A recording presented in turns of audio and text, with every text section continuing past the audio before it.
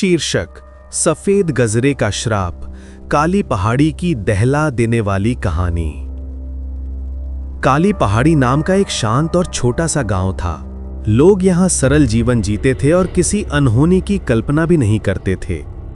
गांव के बीचों बीच एक बड़ा सा घर था जिसमें 2 भाई और उनकी नई नई ब्याही 2 बहुएं रहती थीं। बड़ी बहू का नाम नीलम था और छोटी बहू का नाम आरती। नीलम हमेशा साड़ी पहनती थी और उसके बालों में सिंदूर की गहरी लकीर उसे और भी सुशील दिखाती थी। आरती सलवार सूट में रहती, लेकिन उसके सिर पर भी हमेशा सजा हुआ सिंदूर चमकता रहता था। दिन में नीलम पूरे घर का खाना बनाती और आरती सफाई और पोछा करने में लगी रहती। दोनों में गहरा प्यार था और उन्हें एक अजीब लेकिन आम आदत थी कि हर रात होते ही वे दोनों दूर से आती ऑटो में बैठकर शहर जाती और सिनेमा देखकर आधी रात को लौट आती। ये उनका रोज का सिलसिला बन चुका था। एक रात जब वे शहर की ओर जा रही थीं, उन्हें रास्ते में एक छोटी सी दुकान दिखाई दी। वो दुकान सफेद फूलों के गजरे से भरी हुई थी। नीलम खुशबू से आकर्षित होकर तुरंत रुक गई। उसने चमेली के सफेद गजरे को खरीदा और अपने बालों में लगा लिया। उसकी आंखें खुशी से चमक रही थीं, मगर आरती का चेहरा अचानक गंभीर हो गया। आरती ने धीमे लेकिन डर भरे स्वर में कहा, रात में गजरा मत लगाना नीलम, इसकी खुशबू बुरी आत्माओं को अपनी ओर खींचती है। नीलम हंस पड़ी।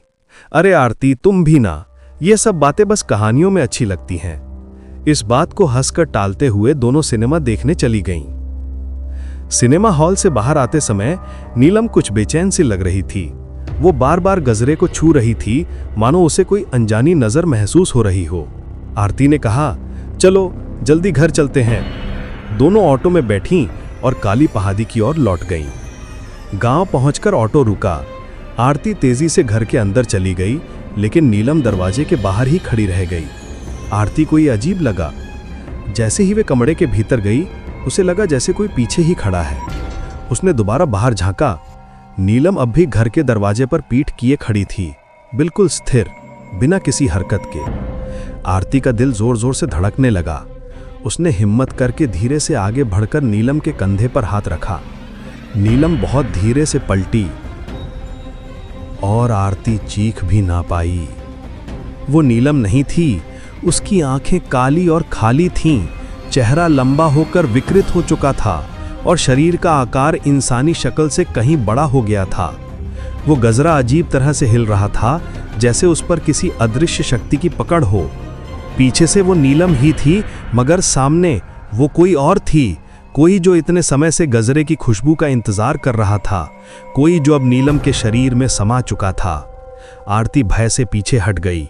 वो आकृति हल्की सी मुस्कुराई और बोली, कहा था ना, रात का गजरा किसी और को भी पसंद आता है।